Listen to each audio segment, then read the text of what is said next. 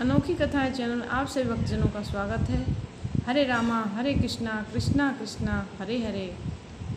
आज हम आप सभी भक्तजनों को सुनाएंगे चतुर्थ स्कंद मनु की कन्याओं के वंश का वर्णन।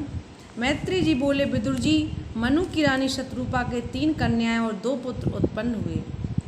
कन्याओं का नाम आकुति, देवहूति, प्रसूति और पुत्रों का नाम प्रियव्रत और उत्तानपाद था। शंभु मनु ने अपनी श्रेष्ठ कन्या आकुति का रुचि नामक प्रजापति से ब्याह किया था कि इससे जो पुत्र होगा वह मेरा पुत्र कहलाएगा और मैं उसे अपने यहाँ रख लूँगा, तथा जो कन्या होगी वह प्रजापति रुचि रखेंगे। जब उसके पुत्र हुआ तो उसे शंभु मनु ने ले लिया। उसका नाम यज्ञ था, वह साक्षात विष्णु स्वरूप ही था। इसी प्रकार कन्या जो हुई वह लक्ष्मी का रूप थी और उसका नाम दक्षिणा था, जिसे प्रजापति रुचि ने अपने पास रखा। फिर विष्णु जी की कृपा से उसे दक्षिणा नामक स्त्री से 12 पुत्र उत्पन्न हुए। एक दोष, दूसरा प्रदोष, तीसरा संतोष, चौथा भद्र, 5वां शांति, 6वां इडस्पति, 7वां इध्म, 8वां कभी और 9वां विभु, 10वां स्वाहा, 11वां सुदेव, 12वां रोचन। इनके अतिरिक्त स्वयंभू मनु को एक प्रिय दूसरा उत्तानपाद पहले ही हो चुके थे। साथ ही तुषित नामक देवता और मारीच आदि ऋषि और यज्ञ नामक इंद्र भी उसी मनवंतर में ब्रह्मा जी उत्पन्न कर चुके थे। फिर तो प्रियव्रत और उत्तानपाद के पुत्र पौत्रों नाती लोगों ने मनवंतर का पालन किया। स्वयंभू मनु ने अपनी दूसरी कन्या देवहूति कर्दम मुनि को और तीसरी कन्या प्रसूति को प्रजापति दक्ष को दिया था। दक्ष जी ने उसे बड़ी वृद्ध सृष्टि उत्पन्न की। उधर कर्दम जी की 9 कन्या मारीच आदि महर्षियों की स्त्रियां हुईं, जिनमें कला नामक मारीच की स्त्री ने कश्यप तथा पूर्णिमान नामक 2 पुत्रों को उत्पन्न किया। पूर्णिमान के कुल में 3 संतानें हुई, जिनमें 2 पुत्र और 1 कन्या थी। पुत्रों का नाम एक का ब्रज, दूसरे का विशग तथा कन्या का नाम देवकुल्या हुआ। यही देवकुल्या आगे चलकर श्री विष्णु जी का चरण धोने के कारण गंगा नामक नदी हुई। फिर अत्रि की स्त्री अनसुईया से विष्णु शिव तथा ब्रह्मा के अंश से दत्तात्रेय, दुर्वासा और चंद्रमा नामक 3 पुत्र उत्पन्न हुए। विदुर जी ने पूछा, हे मुनीश्वर, ये ब्रह्मा, विष्णु और महेश किस इच्छा से आकर यहाँ जन्मे हैं? मैत्रेय जी ने कहा, अत्रि जी बड़े ही ब्रह्मवेत्ता थे। उन्होंने अपने तपोबल से भगवान के समान ही एक पुत्र की याचना की थी। उससे प्रसन्न देवताओं ने कहा, हम तीनों एक ओमकार से ही प्रकट हुए हैं और हमें कोई भेद नहीं है। आपकी तपस्या से प्रसन्न होकर हम यह वर देते हैं कि भविष्य में हम ही तुम्हारे पुत्र बनकर संसार में प्रसिद्ध होंगे। अत्रि अनसुईया ने दोनों बड़ी देर तक उनकी ओर देखते रहे। उसी वरदान के प्रभाव से ब्रह्मा के अंश से चंद्रमा, विष्णु के अंश से दत्तात्रेय और महादेव के अंश से दुर्वासा ऋषि अत्रि अनसुईया के यहाँ उत्पन्न हुए। उधर अंगरा की स्त्री श्रद्धा से 4 कन्याएं, एक सिनी वाली, दूसरी कुहू और तीसरी राका, चौथी अनुमति तथा एक उदत्त, दूसरा बृहस्पति, ये 2 पुत्र हुए। पुलस्त जी की हविभुरु नामक स्त्री से अगस्त जी और विश्वामित्र जी उत्पन्न हुए। अगस्त जी को दूसरे जन्म में जठराग्नि का रूप मिला और विश्ववा ने 2 विवाह किए, जिनमें हड़बिड़ा के गर्भ से कुबेर उत्पन्न हुए और केशनी के रावण, कुंभकर्ण और विभीषण को जन्म दिया। महर्षि पुलय के एक क्रमश्रेष्ठ, दूसरा बरियान और तीसरा सहस्रणु, ये 3 पुत्र हुए। कृतु तथा क्रिया के संयोग से 60,000 ऋषि उत्पन्न हुए। वशिष्ठ जी की 2 पत्नियां थीं, जिनमें अर्धुंधति के गर्भ से चित्रकेतु आदि 7 ऋषि पैदा हुए और दूसरी पत्नी ने शक्ति आदि कितनी ही संतानों को जन्म दिया। फिर एक दूसरे ऋषि अथर्वर्ण की स्त्री चिति से जिसका घोड़े का सत सिर था, महात्यागी मुनि दधीच का जन्म हुआ, जिनको अश्रुवा भी कहते हैं।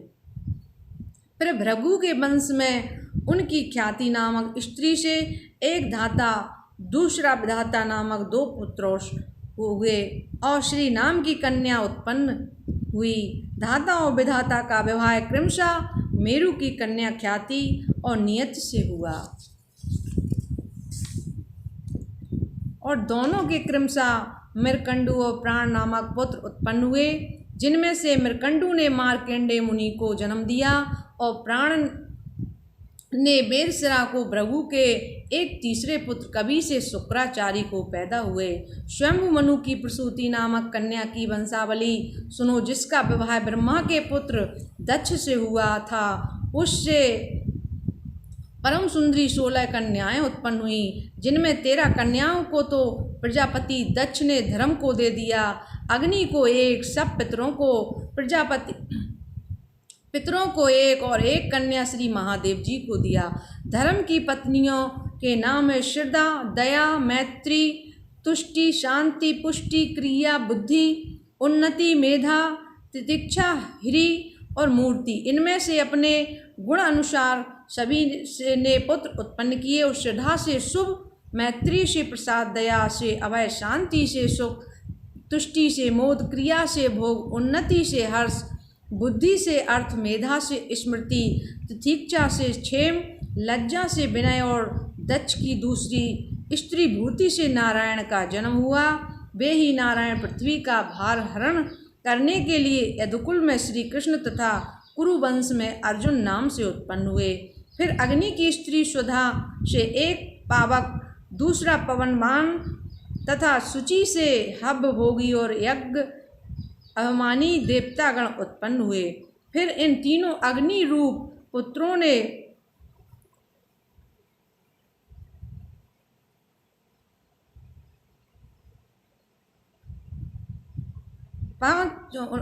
45 अग्निरूप पुत्र उत्पन्न किए, जिनके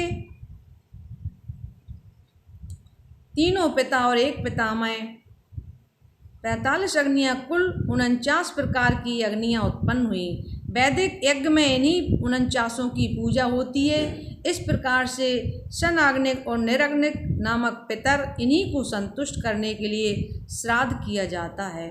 पश्चात दक्ष ने अपनी स्वधा नामक कन्या को इन्हीं पितरों से विवाह कर दिया, जिससे यमुना तथा धारणी नामक 2 परम ज्ञानयुक्त कन्याएं उत्पन्न हुई। वे हे विदुर, अब सती जी का वृत्तांत सुनो, जो शिव जी से ब्याही गई थी।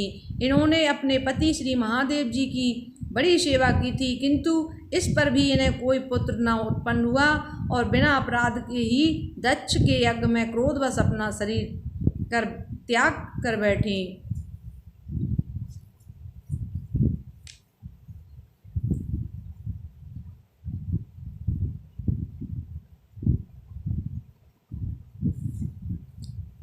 प्रजापति दक्ष के यज्ञ में शंकर जी से विदुर जी ने पूछा, हे महाराज, बिना अपराधी सती ने पिता दक्ष के यज्ञ में जाकर अपना शरीर क्यों त्याग दिया? मैत्रेय जी बोले, प्राचीन समय में जब प्रजापति लोग यज्ञ किया करते थे, तब उसमें महर्षि वशिष्ठ और अग्नि आदि सभी देवता उपस्थित होते थे। जब सभी देवता ब्रह्मा सभा में बैठे थे, उसी समय वहाँ दक्ष जी जा पहुँचे। सभी लोगों ने उठकर दक्ष जी के प्रति सम्मान प्रकट किया, परंतु वहीं पर ब्रह्मा जी तथा महादेव जी बैठे ही रहे। जब दक्ष जी ब्रह्मा जी के पास जाकर बैठ गए, तो उस समय भी महादेव जी दक्ष जी से कुछ नहीं बोले। अपना ऐसा अपमान देखकर दक्ष उनसे रुष्ट हो गए और अपने नेत्रों को टेढ़ा कर तथा कुपित हो शिव जी से बोले, देखो महादेव, तुम बड़े ही अशुभ हो, तुम में जरा भी शिष्टता नहीं है। मैं तुम अशिष्ट अवमानी को शाप देता हूँ कि अब से इंद्र, उपेंद्र आदि देवताओं के साथ तुम्हें यज्ञ भाग ना मिले। यह कहकर दक्ष जी क्रोध से पैर पटकते हुए यज्ञ स्थल से चले गए। दक्ष के इस शाप को सुनकर शिव के अनुयायी नंदीश्वर कांप उठे और यह शाप दे दिया। यह दक्ष तत्व ज्ञान से विमुख होकर शीघ्र ही बकरे के मुख का हो जाए। यज्ञ के ये सभी ब्राह्मण भक्ष का विचार छोड़कर धन, शरीर और इंद्रिय सुख को ध्येय मानकर उन्हीं के गुलाम बनकर दुनिया में भीख मांगते गंतव्य करें। जब नंदी ने इस प्रकार दक्ष के साथ के सभी ब्राह्मणों को शापित कर दिया, तब ब्राह्मणों में श्रेष्ठ भृगु जी को वहाँ पर बैठे हुए थे, उन्हें बड़ा क्रोध आया। उन्होंने परम क्रुद्ध होकर शिव जी के भक्तों को यह ब्रह्मा दंड रूपी शाप दिया कि जो शिव के भक्त और अनुगामी होंगे वे शास्त्रों से प्रतिकूल पाखंडी कहलावेंगे। ऋषि और देवता वहाँ से उठकर प्रयाग में त्रिवेणी स्नान करने चल दिए। पिता के यज्ञ में जाने के लिए सती की इच्छा करना।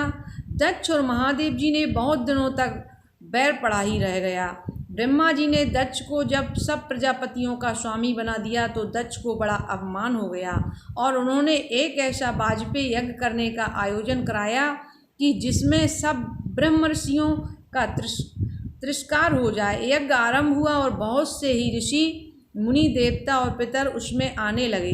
तब उसी समय एक दिन जब शिव और सती दोनों कैलाश पर्वत पर बैठे हुए थे कि सती ने आकाश मार्ग से बहुत से श्वेत विमानों को जाते हुए देखा और उन्होंने किन्नरों तथा उनकी नारियों से दक्ष से यहाँ होने वाले यज्ञ की चर्चा भी सुनी। तब सती की भी अपने पिता के यहाँ जाने की इच्छा हुई। वह शिव जी से बोली, हे महादेव जी, यदि आप आज्ञा दें तो पिता के घर में इस अवसर पर जाकर अपनी बहनों तथा संबंधियों से मिल आती हूँ। शिव जी को दक्ष द्वारा कहे हुए कटु वचनों का स्मरण हो आया।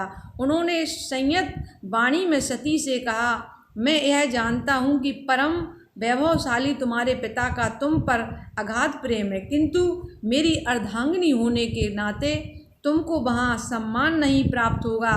मेरे यज्ञ के अवसर पर तुम्हारे पिता दक्ष जी आए थे, तब उनके सम्मान में क्यों नहीं उठ खड़ा हुआ, जो लोकाचार के सर्वदा ही विरुद्ध है, परंतु ज्ञानी संसारिकता से दूर रहते हैं। तब प्रजापति दक्ष जैसे संसारिक प्राणियों के मान अपमान की बात कैसे सोच सकता था।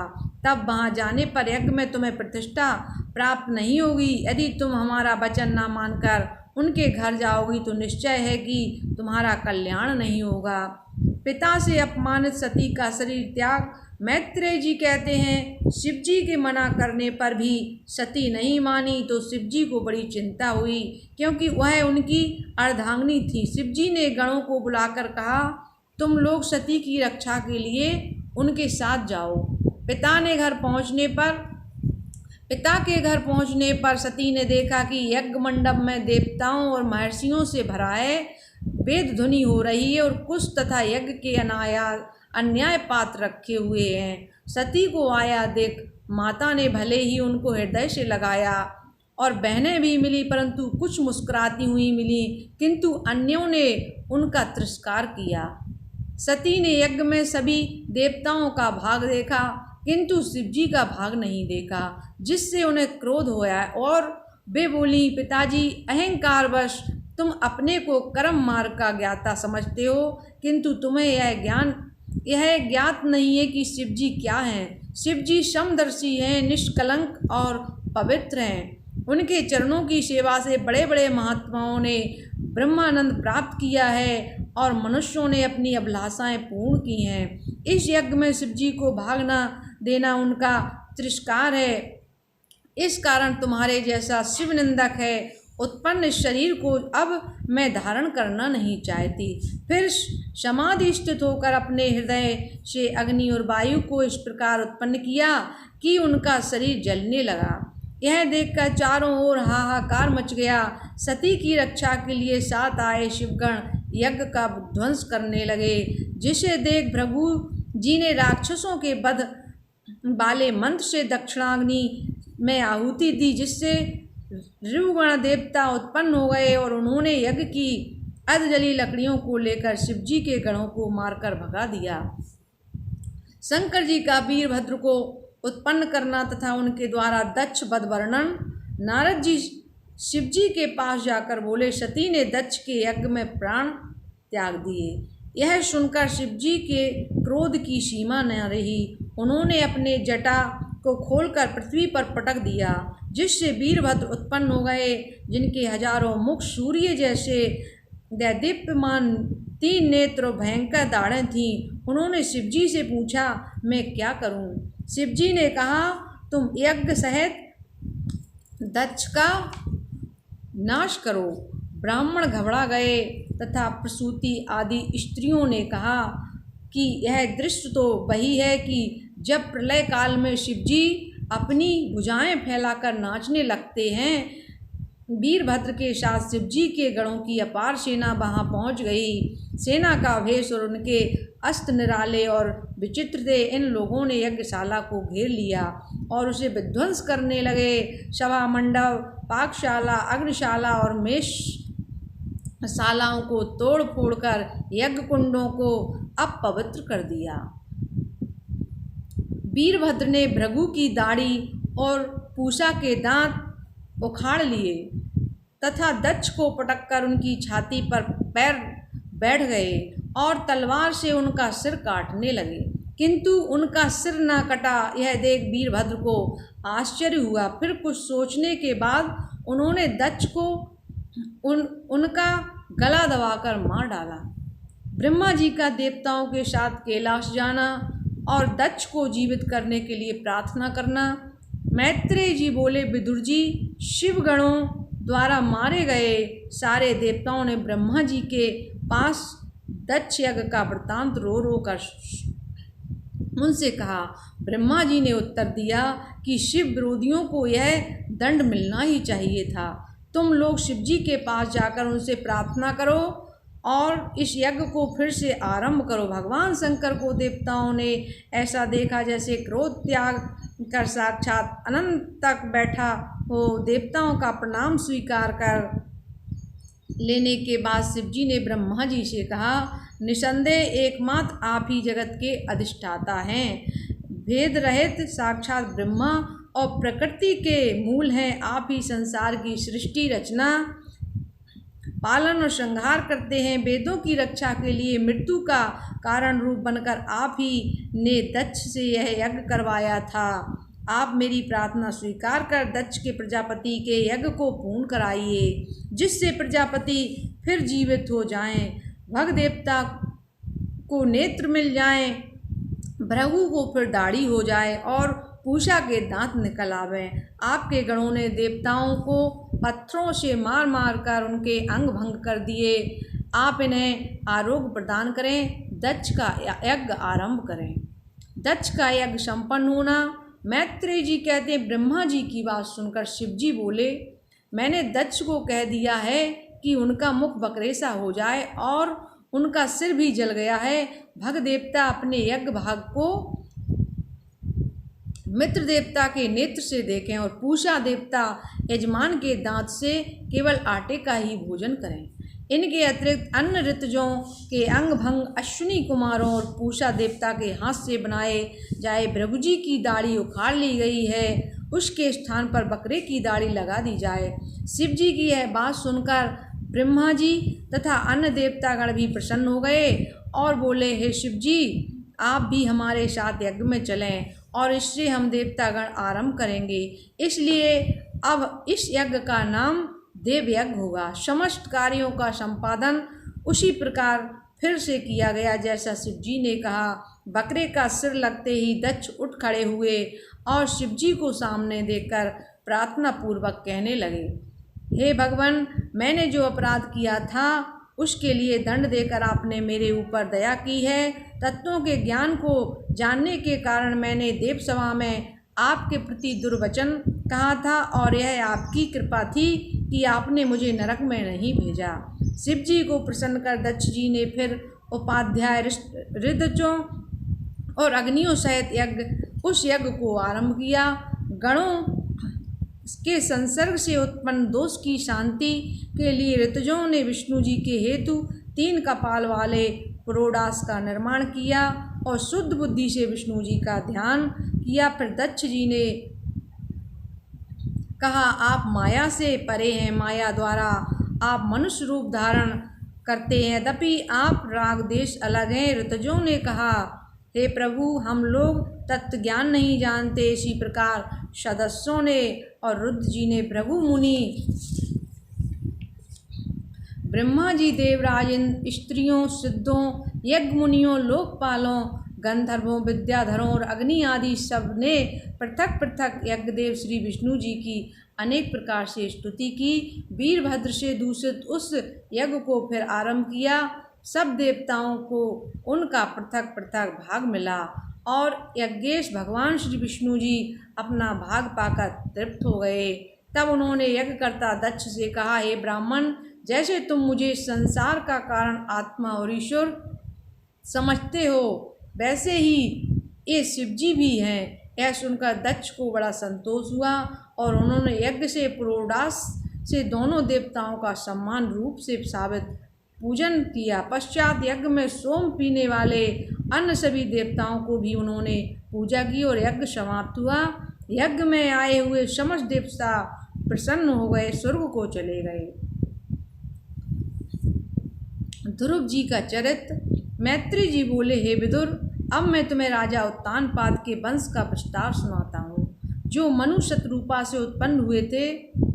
उत्तानपाद की सुनीति और सुरुचि दो रानियां थीं। राजा उत्तानपाद अपनी छोटी रानी सुरुचि से अधिक प्रेम करते थे, जबकि उनकी बड़ी रानी सुनीति का एक पुत्र ध्रुव उत्पन्न हो चुका था और रानी सुरुचि को भी एक पुत्र था, जिसका नाम राजकुमार उत्तम था। राजा ध्रुव को न प्यार कर उत्तम को ही अधिक प्यार करते थे। एक दिन राजा उत्तानपाद उत्तम नामक पुत्र को गोद में लिए खेल रहे थे। उसी समय ध्रुव राजा की गोद में चढ़ने लगा। रानी सुरुचि ने देख रही थी। उसने कठोर शब्दों में ध्रुव से कहा, तू मेरी कोख से नहीं उत्पन्न हुआ है, इसलिए तू राज सिंहासन के अधिकार से वंचित ही रहेगा। तुम भगवान से आराधना करो, जिससे अगले जन्म में तुझको मेरी कोख से जन्म लेने का सौभाग्य प्राप्त हो। हे विदुर, इस प्रकार विष भरे शब्द सुनकर ध्रुव का कोमल हृदय तड़प गया। उनके होंठ कांपने लगे और सशक्त हुए अपनी माता सुनीत के पास चले गए। सुनीत ने पुत्र को गोदी में उठा लिया और कहा, बेटा, तेरे लिए दूसरे कुछ भी कहें, किंतु तुझको किसी के प्रति अमंगल की भावना मन में नहीं लाना चाहिए, क्योंकि ईश्वर भले बुरे सबका उचित फल देने वाला है। तू आज ही सर्व संकट हारी श्री हरि के चरणों में अपने को निश्चित छोड़ दे। हे विदुर, तब माता सुनीत के मर्म स्पर्शी वचन सुनकर ध्रुव की बाल बुद्धि को यथार्थ समझते देर न लगी और वे तप करने के लिए वन को चले गए। बालक ध्रुव के दृढ़ निश्चय से प्रभावित होकर नारद मुनि उसके समीप आए और मन ही मन उसकी सराहना करने लगे। नारद जी ने ध्रुव की विविध प्रकार से परीक्षा ली। ध्रुव अपने संकल्प पर दृढ़ रहे। मैत्रेय जी कहते हैं, ध्रुव के संकल्प को सुनकर नारद मुनि बहुत प्रसन्न हुए। बोले, कालिंदी के तट पर मधुवन में जाकर तुम जप तप नियम और प्राणायाम से मन को एकाग्र कर भगवान का स्मरण कर। हे ध्रुव, तुमको उस मंत्र से अवगत कराता हूँ, जिसके जप करने से तुम्हें भागवत प्राप्ति हो जाएगी। वह महामंत्र है, ओम नमो भगवते वासुदेवाय, ओम नमो भगवते वासुदेवाय, ओम नमो भगवते वासुदेवाय। तुलसी दल भगवान को बहुत प्रिय है, इसलिए इसका पूजन में प्रयोग आवश्यक है। इस प्रकार ध्रुव ने मधुवन का मार्ग लिया। वहां पहुंचकर वे भगवत भजन में दिन व्यतीत करने लगे। उन्होंने पहले कुछ मास वन में उपलब्ध कंद मूल फल खाकर बिताए और तदुपरांत शनै शनै आहार की मात्रा कम करके केवल जल पीकर रहने लगे। कुछ समय पीछे ध्रुव ने जल भी त्याग दिया और वायु सेवन कर तपस्या करने में रत हुए। इस प्रकार सत्यनिष्ठ ध्रुव ने धीरे धीरे अपनी सभी इंद्रिय इच्छाओं को वश में करके एक पैर से खड़े रहकर अपनी वृत्तियों को ब्रह्म चिंतन में लीन कर दिया। श्वास को ब्रह्मांड में चढ़ाकर उन्होंने उस सूत्र को तोड़ दिया जो विशिष्ट को समिष्ट से बांधे हुए है। सृष्टि के नियम को भंग होते देखकर देवगण भयभीत भगवान विष्णु की शरण में गए। विष्णु जी ने कहा, मैं बालक ध्रुव को दर्शन देकर उसको तप से मुक्त करूंगा। बालक ध्रुव को भगवान का दर्शन, मैत्रेय जी कहते हैं, विष्णु जी गरुड़ पर सवार होकर ध्रुव के दर्शन देने के लिए मधुवन चले। ध्रुव के हृदय में एक अद्भुत प्रकाश हुआ। उन्होंने नेत्र खोलकर देखा तो सामने लोगों के नाथ खड़े हैं। ध्रुव उनके चरणों में लौट गए, भगवान के चरण को चूमने और हृदय से लिपटाने लगे। बाल्यावस्था से विवश उनमें वाणी शक्ति तो ऐसी थी कि वे भगवान की प्रार्थना करते, किंतु उनकी प्रबल भक्ति को समझकर भगवान ने अपना वेद स्वरूप शंख उनके कपोलों से लगा दिया, जिससे उनमें भगवान की स्तुति करने का बल आ गया और वे स्थिरतापूर्वक भगवान की इस प्रकार स्तुति करने लगे। हे भगवान, आप एक होते हुए भी अनेक होकर कण कण में स्फूर्ति और चेतना का संचार करते हैं। सत असत ज्ञान अज्ञान सभी के मूल प्रेरक आप ही हैं। ब्रह्मा जी ने सृष्टि के विभिन्न सूत्रों को जोड़कर चराचर की रचना की। आपके अंश से उत्पन्न सृष्टि के जीव और जीवों में श्रेष्ठ मनुष्य जब इंद्रिय लिप्सा में पड़कर आपकी मूल शक्ति को भूलने लगते हैं, तभी उनका अधःपतन होता है। इस कारण मेरी प्रार्थना है कि आप मुझे ऐसी सद्बुद्धि दें जिससे आपके चरणों में मेरा एक सा अनुराग सर्वदा बना रहे। तब भगवान ने कहा, प्रसन्न होकर वरदान दिया कि 36,000 वर्ष तक तुम जितेंद्रिय होकर पृथ्वी की रक्षा करोगे। मैं तुम्हें शीघ्र ही सप्तर्षि मंडल के ऊपर प्रतिष्ठित कर दूंगा कि जहाँ जाकर प्राणी फिर नहीं लौटता। मैत्रेय जी कहते हैं, इस प्रकार बालक ध्रुव को प्रसन्न कर गरुड़ध्वज भगवान अपने स्थान को चले गए। तब ध्रुव को आत्मग्लानि होने लगी कि मैं श्री हरि से आत्म कल्याण की याचना न कर सका और नश्वर वस्तु को ही पाकर प्रसन्न हो गया। निश्चय है कि देवताओं ने मेरी तपस्या से ईर्ष्या की और मेरी बुद्धि को दूषित कर दिया। सत्य है, दरिद्र मनुष्य चक्रवर्ती सम्राट को भी पाकर भूषा ही मांगता है। राजा उत्तानपाद को जब यह समाचार मिला तो पहले तो उन्हें विश्वास ही नहीं हुआ, जैसे कोई मरकर लौटने वाला का विश्वास नहीं करता, किंतु नारद जी का वचन उन्हें स्मरण हो आया जो वे पहले राजा से आकर कह गए थे। अतः उन्होंने पूरे राजकीय व्यवस्था अनुसार बड़ी धूमधाम के से ध्रुव का स्वागत किया। रानी सुनीति और सुरुचि भी एक पालकी में बैठी हुए पुत्र उत्तम को मैं गोद में बैठा नगर के बाहर आई। राजा उत्तानपाद ने पुत्र ध्रुव को हृदय से लगाकर दीर्घ निश्वास लेने लगे, बार बार उनका मस्तक चूमने लगे। बालक ध्रुव ने माता पिता को प्रणाम कर आशीर्वाद लिया। माता सुरुचि ने उन्हें हृदय से लगाकर बहुत प्यार करने लगी। माता सुनीति को तो सारी व्यथा ही दूर हो गई। लोग कहने लगे कि रानी, तेरा बड़ा भाग्य है, तेरा पुत्र इष्ट के समान है, यह पृथ्वी मंडल की रक्षा करेगा। जनता द्वारा लालित हो रहे ध्रुव को राजा ने उत्तम के साथ प्रसन्न होकर हथनी पर बैठाया और आनंदित हो नगर में प्रवेश किया। मार्ग में जाते हुए ध्रुव को देख नगर की सभी स्त्रियां वात्सल्यवत आशीर्वाद देती हुई उन पर श्वेत सरपस यव दही जल दूध पुष्प और फल बरसाने लगी। फिर तो उनकी युवा अवस्था आते आते राजा ने प्रजा की सम्मति से ध्रुव को ही पृथ्वी का स्वामी बनाया। महाराज ध्रुव से यक्षों का युद्ध।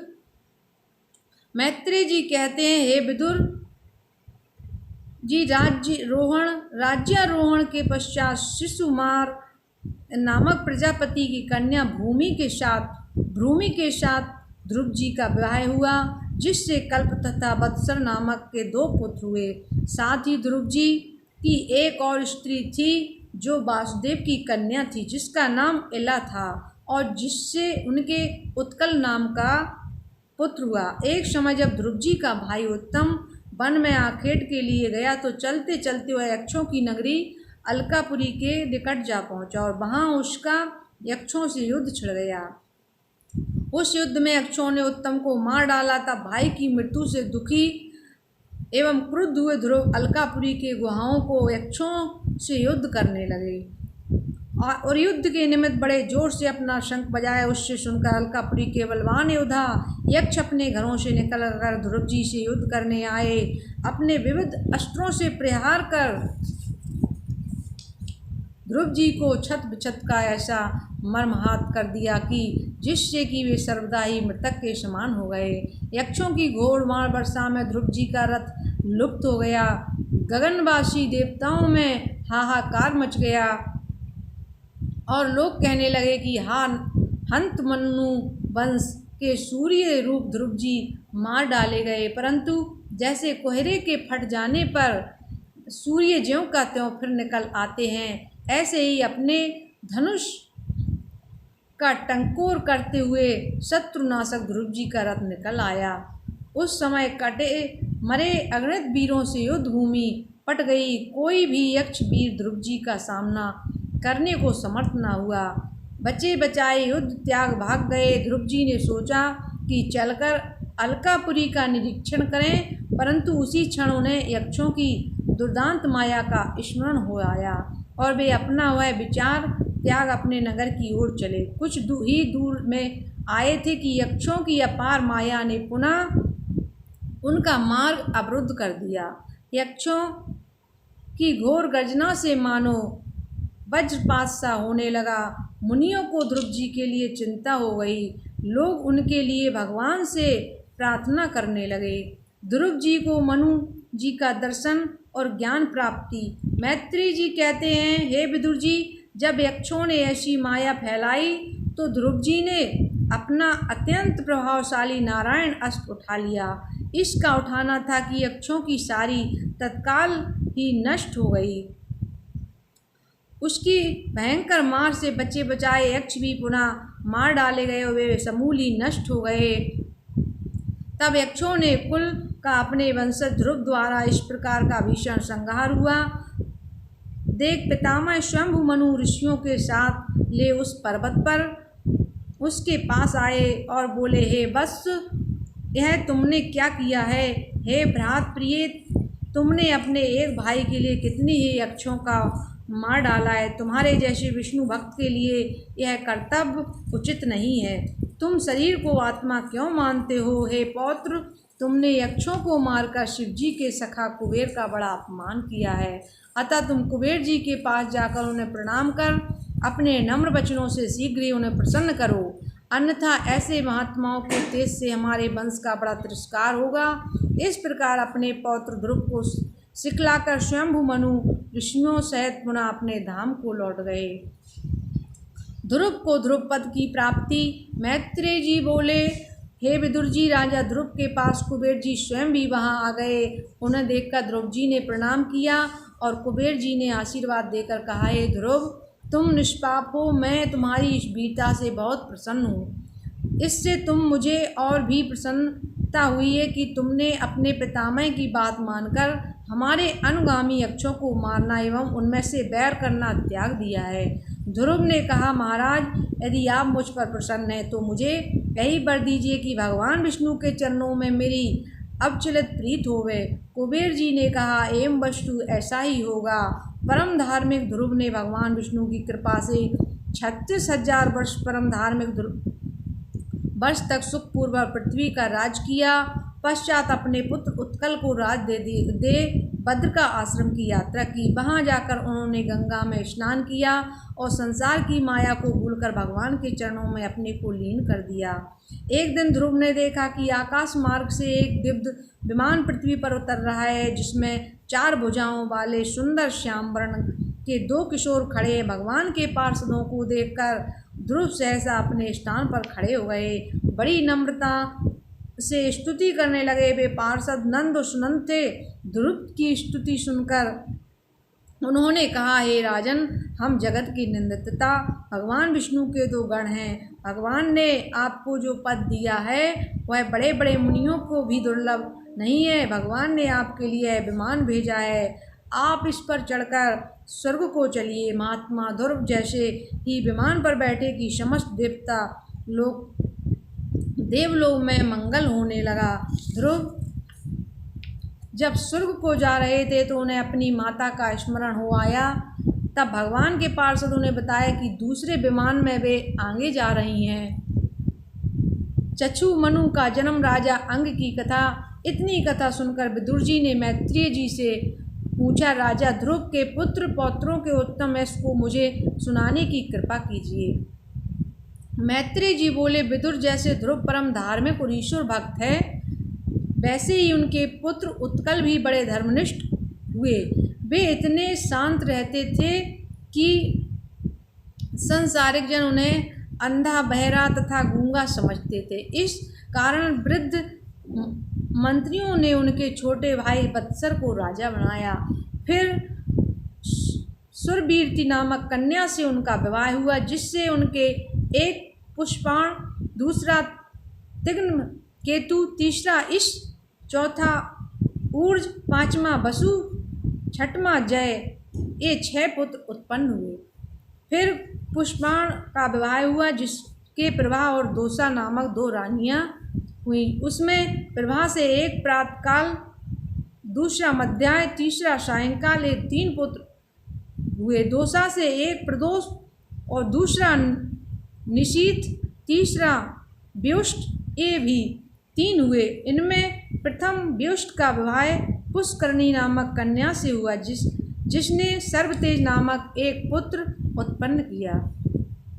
फिर सर्वतेज ने आकुति नामक अपनी स्त्री से चक्षु नामक मनु पुत्र को उत्पन्न किया। मनु का विवाह नडबला से हुआ, जिससे एक पुरु, दूसरा कुत्स, तीसरा चित्र, चौथा धूम्न, पांचवा सत्यवान, छठवां ऋतु, सातवां वृत, आठवां अग्निहोष्ट, नौवां अति रात्र, 10वां प्रद्युम्न और 11वां शिव, 12वां उलंबुक, ये 12 पुत्र उत्पन्न हुए।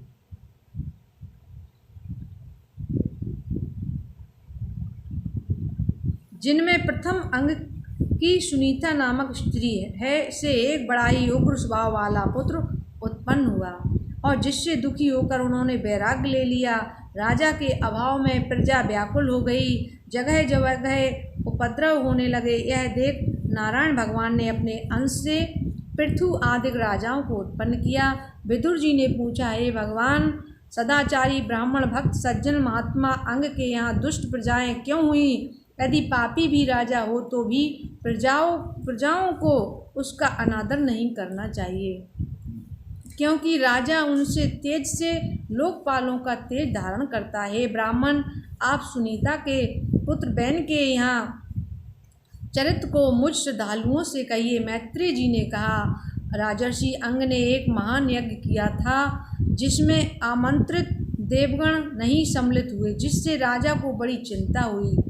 तब ऋतुजों ने यजमान अंग से कहा, राजन, तुम्हारे हवन किए हवि को देवगण नहीं ग्रहण करना चाहते। ऐसे हम लोगों ने तो इस जन्म में आपसे किया हुआ कोई अपराध नहीं जाना है, परंतु कर्म साक्षी देवता जानते होंगे, जिस कारण वे अपना भाग नहीं ग्रहण कर रहे हैं। मैत्रेय जी ने कहा, ब्राह्मणों की ऐसी वाणी सुनकर यजमान राजा अंग को बड़ा दुख हुआ।